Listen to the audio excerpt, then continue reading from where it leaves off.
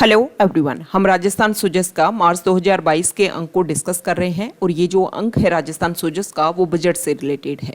इसके पार्ट 1 में हमने बजट से रिलेटेड हर इंपॉर्टेंट फैक्ट्स को डिस्कस कर लिया है और इस पार्ट में हम डिस्कस करेंगे राजस्थान के प्रथम कृषि बजट के बारे में। इसकी टैगलाइन रखी गई है कृषि बजट की, समृद्ध किसान खुशहाल राजस्थान। तो चलो स्टार्ट करते हैं। हमारे जो सीएम हैं श्री अशोक गहलोत इस बजट सत्र में प्रदेश का पहला कृषि बजट प्रस्तुत किया। तो ये इंपॉर्टेंट फैक्ट हो गया। क्वेश्चन इस तरीके से पूछ लिया जाएगा कि राजस्थान का पहला कृषि बजट कब प्रस्तुत किया गया, कौन से फाइनेंशियल ईयर में। ओके, इस मौके पर उन्होंने समृद्ध किसान खुशहाल राजस्थान की सोच के साथ में हरित क्रांति के अगुआ डॉक्टर एम.एस. स्वामीनाथन के कथन का उद्धरण दिया। इसका एग्जाम्पल दिया, if the agriculture goes wrong nothing else will have chance to go right in the country.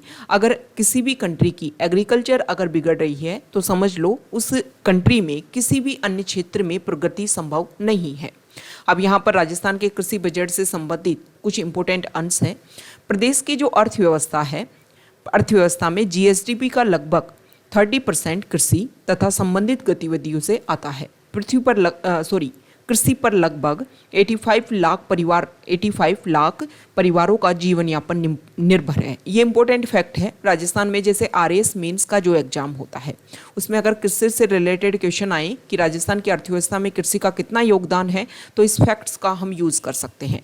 वैसे हर साल जब कृषि बजट प्रेजेंट किया जाएगा तो ये फैक्ट जो हैं वो हल्के फुल्के चेंज होते रहेंगे। तो हर साल के अकॉर्डिंग जब भी बजट आए, इकोनॉमिक सर्वे आए, उससे रिलेटेड जो फैक्ट्स है वो आपको चेंज करने हैं। बस जो बेसिक कंसेप्ट है वो सेम रहता है। अब यहाँ पर बताया गया है कि राजस्थान सरकार हमेशा से किसान हितैषी रही है। उनकी आय और आजीविका के साधनों में बढ़ोतरी इनका मुख्य ध्येय है। आगामी 5 साल में क्या किया जाएगा, राजस्थान को कृषि के क्षेत्र में देश के अग्रणी राज्यों में शामिल करने की दिशा में काम किया जाएगा। पिछले बजट में कृषक कल्याण कोष के अंतर्गत 2000 करोड़ रुपए की मुख्यमंत्री कृषक साथी योजना की घोषणा की गई थी और अब इस योजना को वृहत रूप देते हुए मुख्यमंत्री कृषक साथी योजना की राशि को बढ़ाकर 5000 करोड़ रुपए कर दिया गया है। इस योजना के अंतर्गत कृषि व इससे संबंधित सभी क्षेत्रों की योजनाओं को अधिक प्रभावी रूप से क्रियान्वित करने के लिए मिशन मोड पर काम किया जाएगा।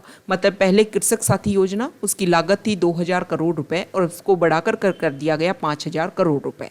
ओके, तो जो भी इम्पोर्टेंट स्कीम है उसमें अगर कुछ डाटा चेंज हुए हैं तो वो हमारे लिए इम्पोर्टेंट है। वैसे किस स्कीम को कितने रुपए दिए जा रहे हैं इससे रिलेटेड क्वेश्चंस काफ़ी कम पूछे जाते हैं। अब क्या किया जाएगा कि ये जो कृषक साथी योजना है इसके अंडर कुछ ऐसे मिशन हैं जिनके ऊपर काम किया जाएगा और कृषि बजट में भी इन मिशन के अकॉर्डिंग कुल 11 मिशन है जिसके अकॉर्डिंग काम किया जाएगा। पहला राजस्थान सूक्ष्म सिंचाई mission, Rajasthan micro irrigation mission. इसमें जो मनी है वो इम्पोर्टेंट नहीं है, बस क्या किया जाएगा ड्रिप और स्प्रिंकलर से सिंचाई की व्यवस्था की जाएगी, ये हमारे लिए इम्पोर्टेंट है। इसके अलावा माइक्रो इरिगेशन से संबंधित रिसर्च एवं ट्रेनिंग की व्यवस्था के लिए सभी संभागीय मुख्यालयों पर, आप सभी को पता है राजस्थान में 7 संभाग है, आपको कमेंट बॉक्स में बताना है कौन कौन हमारे यहाँ पर संभाग है। ओके, उन जिलों के नाम, उन डिस्ट्रिक्ट के नेम आपको कमेंट बॉक्स में बताने हैं। और 5-5 करोड़ रुपए की लागत से centre of excellence for micro irrigation स्थापित किए जाएंगे हर संभाग पर। दूसरा मिशन है राजस्थान जैविक खेती मिशन। जैविक खेती मिशन की ओर बढ़ोतरी की जाएगी। तो 2019-20 का जो जीरो बजट नेचुरल फार्मिंग की जो घोषणा की गई थी 2019-20 में, इसी कड़ी में अब मुख्यमंत्री जैविक खेती मिशन शुरू किया जाएगा। ओके, कृषकों को ऑर्गेनिक बीज, जैविक बीज, जैव उर्वरक, कीटनाशी उपलब्ध करवाने के लिए जैविक हेतु वृद्धि की जाएगी। जैविक खेती का पूरा लाभ कृषकों को तभी मिल पाता है जब उन्हें मान्यता प्राप्त संस्थान से प्रमाणित हो। ओके, उनके उत्पाद जो हों। इस दृष्टि से ऑर्गेनिक कमोडिटी बोर्ड का गठन किया जाएगा और संभागीय स्तर पर जो ड्रिली प्रमाणीकरण जो व्यवस्था है उसको स्थापना दी जाएगी। मिशन नंबर 3 है राजस्थान बीज उत्पादन एवं वितरण मिशन। बीज उत्पादन बढ़ाने के साथ साथ लघु एवं सीमांत कृषकों को निःशुल्क बीज उपलब्ध कराने की दृष्टि से ये जो मिशन है वो प्रारंभ किया जाएगा।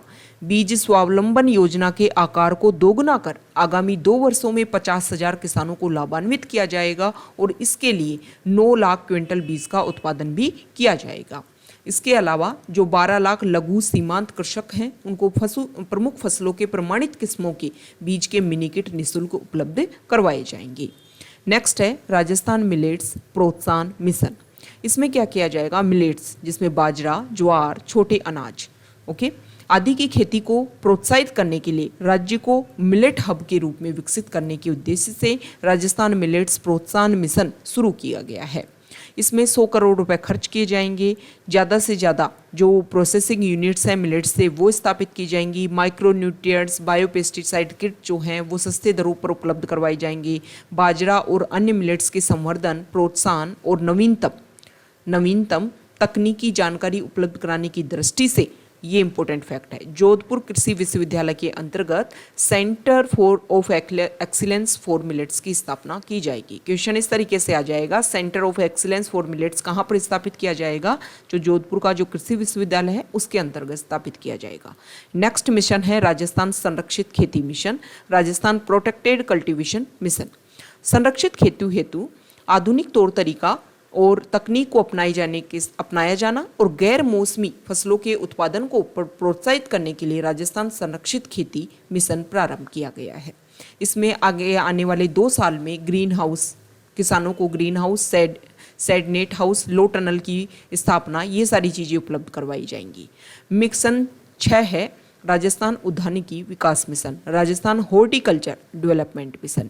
इसमें फल बगीचों की स्थापना करना, सब्जियों, फूलों, बीजे मसालों, औषधीय फसलों के उत्पादन हेतु क्षेत्र विस्तार के लिए ये जो मिशन है वो प्रारंभ किया गया है। इसमें बगीचे स्थापित किए जाएंगे, जो मसाले हैं उनको उत्पादित करने के लिए काम किया जाएगा। नेक्स्ट मिशन है राजस्थान फसल सुरक्षा mission, Rajasthan crop protection mission. नीलगाय और आवारा पशुओं से फसलों को होने वाले नुकसान से बचाने के लिए ये जो मिशन है वो शुरू किया जा रहा है।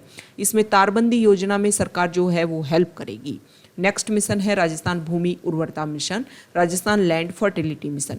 लवणीय और क्षारीय भूमि में सुधार करना, हरी खाद के प्रयोग से भूमि उर्वरता बढ़ाने हेतु राजस्थान भूमि उर्वरता मिशन शुरू किया गया है। नेक्स्ट है, इसमें जिप्सम का प्रयोग किया जाएगा, हरी खाद का प्रयोग किया जाएगा। नेक्स्ट मिशन है राजस्थान कृषि श्रमिक संबल mission, Rajasthan agriculture labourers empowerment mission. कृषि कार्यों में भूमिहीन श्रमिकों की महती भूमिका को ध्यान में रखते हुए राजस्थान कृषि श्रमिक संबल मिशन शुरू किया गया है। इसमें क्या किया जाएगा कि जो भी परिवार हैं जिनको हस्तचालित कृषि यंत्र खरीदने के लिए मनी प्रोवाइड किया जाएगा, स्किल और कैपेसिटी बिल्डिंग हेतु उनको प्रशिक्षण दिया जाएगा। नेक्स्ट मिशन है राजस्थान कृषि तकनीक मिशन, राजस्थान एग्रीटेक मिशन। कृषि उत्पादन में वृद्धि, आदान लागत में कमी और कम समय में अधिक कार्य करने के साथ साथ किसानों की आय बढ़ाने हेतु फार्म मैकेनाइजेशन को बढ़ावा दिया जाना आवश्यक है। मतलब जो महंगे यंत्र हैं उन सभी के लिए सरकार आपको फंडिंग देगी, जो भी फार्मर्स हैं उन सभी को। इसके अलावा इंटीग्रेटेड फार्म सपोर्ट सिस्टम भी लागू किया जाएगा आईटी और मोबाइल आधारित पर। किसान कॉल सेंटर, किसान साथी पोर्टल को वृहद रूप देते हुए ये जो सिस्टम है उसको इम्प्लीमेंट किया जाएगा। नेक्स्ट मिशन है राजस्थान खाद्य प्रसंस्करण mission, Rajasthan food processing mission. Rajasthan राज्य में कृषि जिनसों के बढ़ते हुए उत्पादन, मूल्य संवर्धन और निर्यात प्रोत्साहन को ध्यान में रखते हुए राजस्थान खाद्य प्रसंस्करण मिशन प्रारंभ किया गया है। अब इसमें क्या किया जाएगा, लहसुन के लिए मतलब अलग अलग एरिया में जहाँ पर ज़्यादा प्रोडक्शन जिस फसल का होता है उस एरिया में उस फसल के प्रोसेसिंग के लिए यूनिट एस्टेब्लिश की जाएगी। तो लहसुन के लिए प्रतापगढ़, चित्तौड़गढ़, कोटा, बारा, अनार के लिए बाड़मेर, जालोर, संतरे के लिए झालावाड़, भीलवाड़ा, टमाटर व आंवले के लिए जयपुर और सरसों के लिए अलवर, भरतपुर, धौलपुर, करौली, सवाईमाधोपुर जिलों में प्रोसेसिंग यूनिट को 50% का अनुदान दिया जाएगा। जोधपुर संभाग में जीरा और इस बगोल की निर्यात आधारित जो भी यूनिट हैं उनको भी अनुदान दिया जाएगा। तो ये इम्पोर्टेंट है कि कौन से फसल के लिए कहाँ पर प्रोसेसिंग यूनिट में अनुदान दिया जाएगा। मधुमक्खी पालन को उत्पादित करने के लिए भरतपुर में, ये इंपॉर्टेंट फैक्ट है, भरतपुर में centre of excellence for apiculture की स्थापना की जाएगी और शहद के गुणवत्ता परीक्षण हेतु मोबाइल लैब भी स्थापित की जाएगी। इसके अतिरिक्त श्रीगंगानगर जिले में शहद परीक्षण प्रयोगशाला स्थापित की जाएगी। दोनों इंपॉर्टेंट फैक्ट हैं, ध्यान में रखना है। किसानों के लिए बिजली की बात आती है तो सिंचाई हेतु सौर ऊर्जा के बढ़ावा देने के लिए आगामी टाइम में कोशिश की जाएगी और स्पेसिफिक SC और ST के जो किसान हैं उनको ज़्यादा अनुदान देने की कोशिश की जाएगी। तो यहाँ पर ये बताया गया है कि 60,000 किसानों को कृषि यंत्रों पर 150 करोड़ रुपए का अनुदान दिया जाएगा। 1 लाख श्रमिकों को स्किल एंड कैपेसिटी बिल्डिंग प्रशिक्षण मिलेगा। ओके, तो यहाँ पर बताया गया है कि आने वाले इस वर्ष में क्या किया जाएगा, सिंचाई की समस्या से निजात दिलाने के लिए 16 जिलों में 2 बारी में दिन में ही बिजली उपलब्ध करवाई जाएगी। रात में जो बिजली है सर्दियों के टाइम में काफ़ी किसान जो है परेशान होते हैं, और 17 जिलों में, मतलब शुरुआत में 16 जिलों में, फिर आगे आने वाला जो वर्ष है उसमें 17 जिलों में भी इसी तरीके से दिन में ही 2 बार 2 स्लॉट में बिजली उपलब्ध करवाई दी जाएगी। अब बात आती है कृषि ऋण की। 2012-13 में एक योजना शुरुआत की गई थी, ब्याज मुक्त फसली ऋण वितरण योजना। तो इससे किसानों को बहुत लाभ मिला है, और आगामी वर्ष में इसी योजना के अंतर्गत और ज़्यादा जो मनी है वो किसानों को प्रोवाइड करवाया जाएगा। ग्रामीण क्षेत्रों में जो कृषक परिवार हैं, कृषि हैं, पशुपालन के साथ साथ नॉन फार्म एक्टिविटी जैसे हस्तशिल्प, लघु उद्योग, कताई बुनाई, रंगाई छपाई आदि पर भी आजीविका के लिए निर्भर है, तो इनके लिए भी अनुदान दिया जाएगा। सिंचाई विकास में क्या किया जाएगा, राजस्थान इरिगेशन रीस्ट्रक्चरिंग प्रोग्राम स्थापित किया जाएगा, प्रारंभ किया जाएगा। मतलब सिंचाई के जो प्रोग्राम हैं उसमें कुछ नई चीज़ें जो हैं वो चेंज की जाएंगी। ओके, तो यहाँ पर कौन से एरिया में कौन सी सिंचाई परियोजना है, एक बार आप इसको व्यू कर लेना। ओके, नेक्स्ट यहाँ पर बताया गया है कि और क्या किया जाएगा, जल अपव्यय को रोकने के लिए भी जो जिले हैं जहाँ पर ज़्यादा जल अपव्यय हो रहा है उनको चिन्हित किया जाएगा। इसके अलावा विभिन्न जिलों में वाटर हार्वेस्टिंग जो स्ट्रक्चर है उनको बनाया जाएगा। बांसवाड़ा जिले में माही परियोजना के तहत जो नहरी तंत्र है उसमें चेंज किया जाएगा। ये कुछ ऐसी चीज़ें हैं जिसमें कुछ नई नई चीज़ें इंक्लूड की जाएंगी। ओके, इसके अलावा भीकाबाई सागरवाड़ा नहर बांसवाड़ा की लघु सिंचाई जो योजना है उसमें भी कुछ नए चेंज किए जाएंगे। हरिदेव जोशी नहर तंत्र बांसवाड़ा जो है उसमें का भी जीर्णोद्धार किया जाएगा। अब बात आती है इम्पोर्टेंट फैक्ट, पूर्वी राजस्थान नहर परियोजना जिसको ERCP के नाम से शॉर्ट में जानते हैं, प्रदेश के 13 जिलों झालावाड़, बारां, कोटा, बूंदी, सवाई माधोपुर, करौली, धौलपुर, भरतपुर, दौसा, अलवर, जयपुर, अजमेर और टोंक, इसको आप इस तरीके से याद कर सकते हो। इसमें 2 तो पूरे संभाग हैं, कोटा और जो भरतपुर संभाग है वो इसमें कंप्लीट है। फिर इसमें 2 जिले आते हैं अजमेर संभाग से, अजमेर और टोंक, कितने हो गए 10, और 3 आते हैं इसमें क्योंकि भरतपुर और जो कोटा संभाग है उसमें 4 जिले हैं तो टोटल हो गए 8। 2 जिले आ गए किससे, अजमेर संभाग से, अजमेर और टोंक, तो कितने हो गए 10, और 3 जिले आ गए जयपुर से, जयपुर जो संभाग है वहाँ से, तो इसमें अलवर आ गया, दौसा आ गया और जयपुर आ गया। ओके, तो यहाँ पर ये बताया गया है कि इन क्षेत्र के लिए ये जो सिंचाई परियोजना है वो काफ़ी महत्वपूर्ण परियोजना है। अब इनके नेम क्यों याद करने हैं, बहुत सारे एग्जाम में इन जिलों को लेकर के क्वेश्चन पूछ लेते हैं कि ये जो योजना है वो कौन कौन से जिलों में फैली हुई है, तब बताया जा रहा है कि इनके नेम आपको याद रखने हैं। राज्य सरकार कोशिश कर रही है कि इस योजना को, ERCP योजना को केंद्र से, मतलब इसको एक तरीके से जो राष्ट्रीय परियोजना है उसके ऊपर, उसमें इसको चेंज कर दिया जाए। इसके लिए सरकार जो है वो रेगुलर प्रयास कर रही है। ओके, नेक्स्ट यहाँ पर बताया गया है कि इंदिरा गांधी परियोजना में भी बहुत ज़्यादा मनी खर्च किया जाएगा ताकि वहाँ का जो भी क्षेत्र है वहाँ पर इजीली सभी को वोटर की अवेलेबिलिटी हो सके। यहाँ पर 2022-23 में मरु क्षेत्र के लिए राजस्थान जल क्षेत्र पुनर्संरचना जो योजना है उसमें और ज़्यादा मनी इन्वेस्ट किया जाएगा। अब बात आती है कृषि भंडारण और विपणन की, तो इसमें ये बताया गया है कि कृषि को आप उगा कितना ही लो, जब तक उसको आप अच्छे से स्टोर नहीं कर पाओगे तब तक कुछ नहीं होगा। तो यहाँ पर अलग अलग जगह पर मिनी एग्रो फूड पार्क या फिर जो अदर फूड पार्क हैं वो सब कुछ एस्टेब्लिश किए जाएंगे। इसके अलावा इसबगोल, जीरा, धनिया, फल सब्जी इनके भी निर्यात के लिए बहुत सारी पेस्टिसाइड रेजिड्यू टेस्टिंग और एनालिसिस कोटा और जोधपुर में फाइटोसैनिटरी लैब्स की स्थापना की जाएगी। टोंक में biopesticide, bio agents, ingredient labs की स्थापना की जाएगी। ये इंपॉर्टेंट फैक्ट हो गया।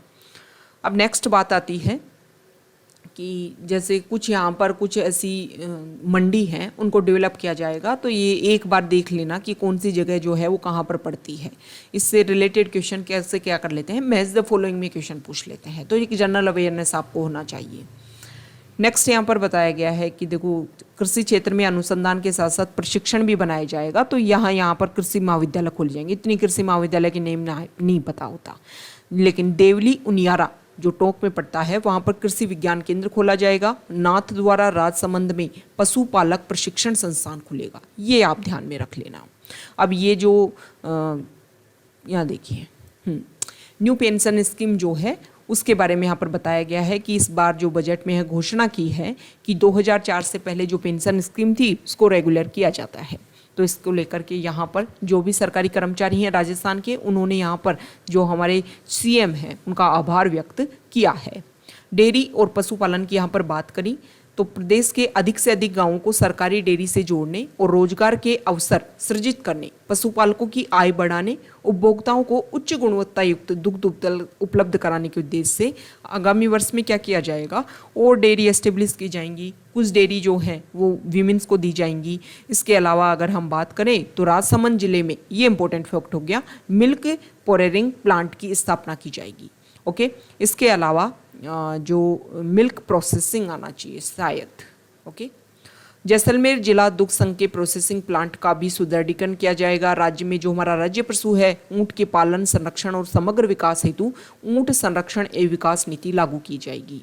ओके, इसके अलावा गौशाला उपलब्ध करवाई जाएंगी। यहाँ पर बताया गया है कि कहाँ कहाँ पर पशु चिकित्सा उपलब्ध करवाने के लिए चिकित्सा सुविधाओं का किस तरीके से उसको इंक्रीज किया जा रहा है, ये सब कुछ यहाँ पर बताया जा रहा है। ये कहाँ कहाँ पर नई हॉस्पिटल खोली जाएंगी, ये ज़्यादा इम्पोर्टेंट नहीं है। बस आपको एक ध्यान में रखना है कि 1 अप्रैल 2013 को 2 रुपये प्रति लीटर दुग्ध अनुदान देने हेतु मुख्यमंत्री दुग्ध उत्पादन संबल योजना प्रारंभ की गई थी। देखो, बहुत सारी योजनाओं के जो नेम हैं और उनके जो डेट ईयर हैं वो चेंज हुए हैं, मतलब रिलेट किए गए हैं हमारे सीएम के जो लास्ट उनका जो शासनकाल था उससे। तो आपको ध्यान में रखना है कि कौन सी योजना जो है वो कब शुरू हुई थी।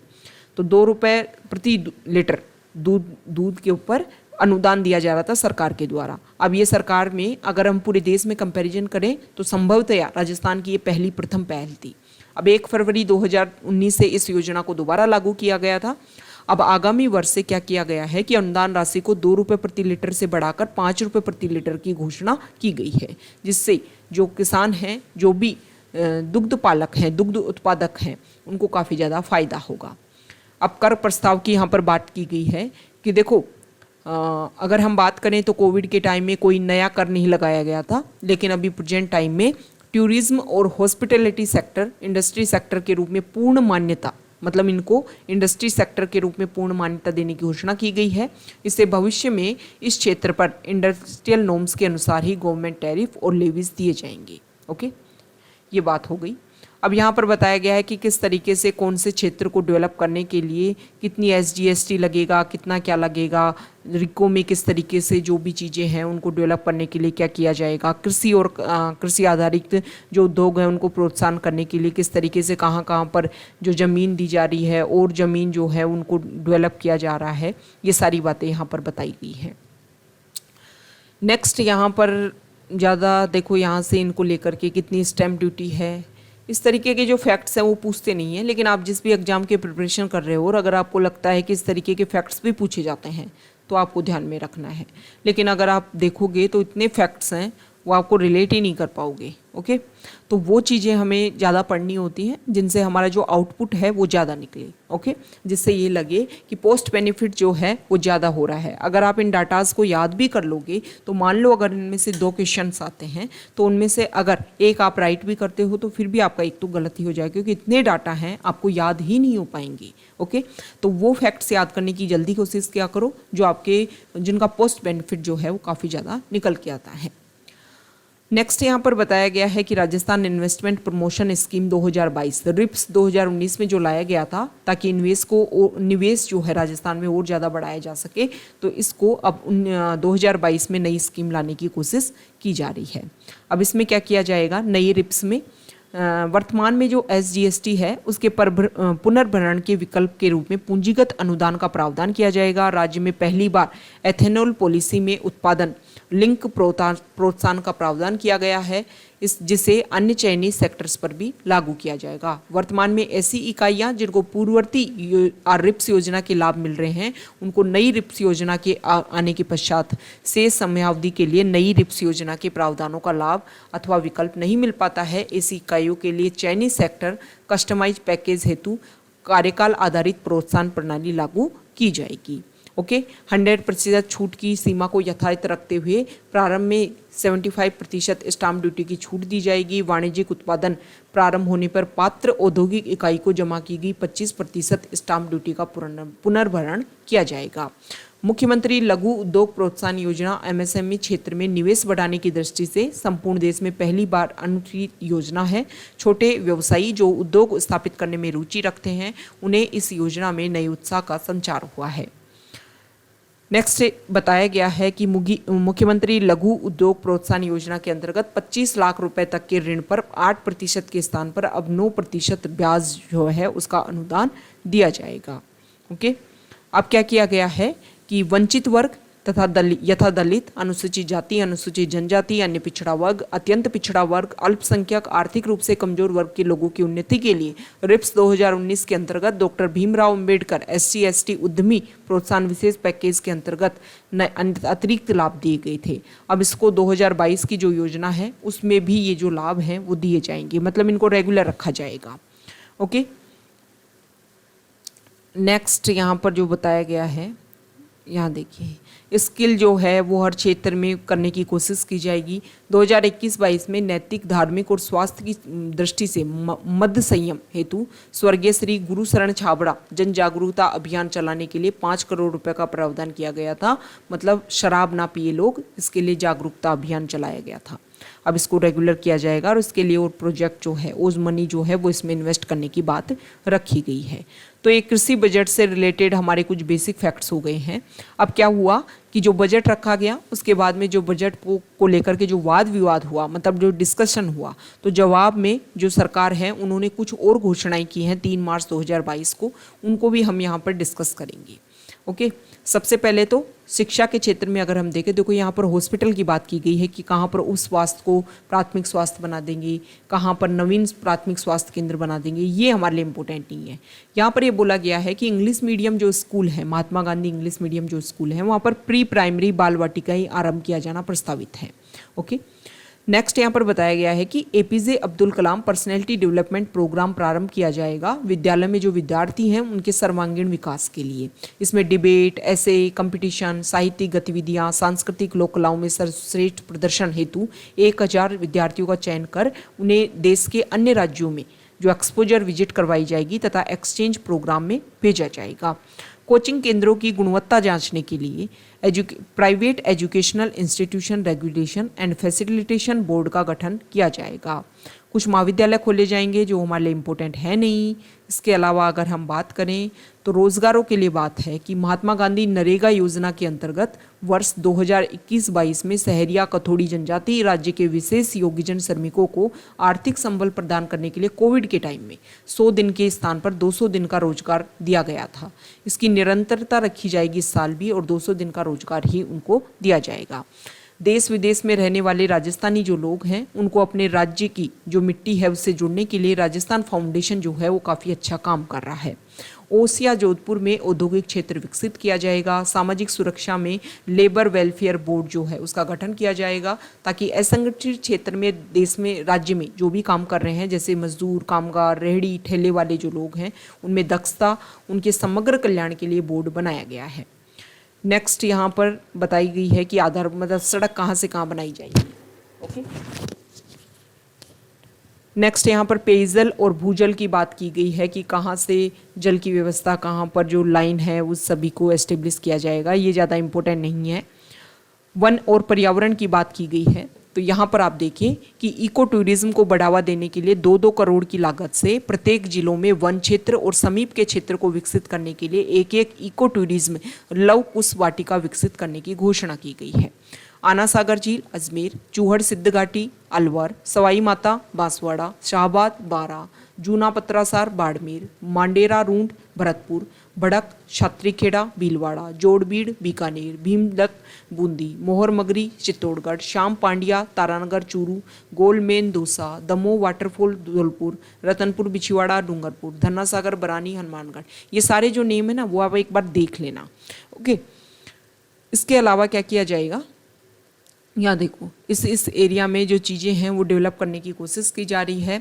यहाँ पर अगर हम बात करें तो यहाँ देखिए पर्यटन और कला और संस्कृति की अगर हम बात करें तो राज्य की जो ऐतिहासिक बावड़ी हैं, जैसे बूंदी की अभिनाथ है, नागर सागर है का कुंड है, भावलदी, मीरा गेट, मालन मासी, शुक्ल बावड़ी, बोराजी का कुंड, मनोहर बावड़ी, क्लब बावड़ी, अनारकली की बावड़ी, कोटा की बड़गांव बावड़ी, खड़े गणेश जी, जयपुर जिले की पन्ना मीना का कुंड, गुनेर बावड़ी, दौसा की जाजी रामपुरा, भद्रावती भांडारेज, टोंक जिले की टोडा राय सिंह, उनका पुनरुद्धार किया जाएगा। अब देखो ये ऐसे नहीं है कि ये ऐसे इसमें बजट से रिलेटेड ही क्वेश्चन पूछे जाएंगे। इसमें क्या है कि आपके जो स्टैटिक पार्ट है वहाँ पर भी झीलों से रिलेटेड, जो बावड़ियाँ हैं उनसे रिलेटेड क्वेश्चन पूछते हैं, तो आपको पता चल जाता है कि कौन से ज़िले में।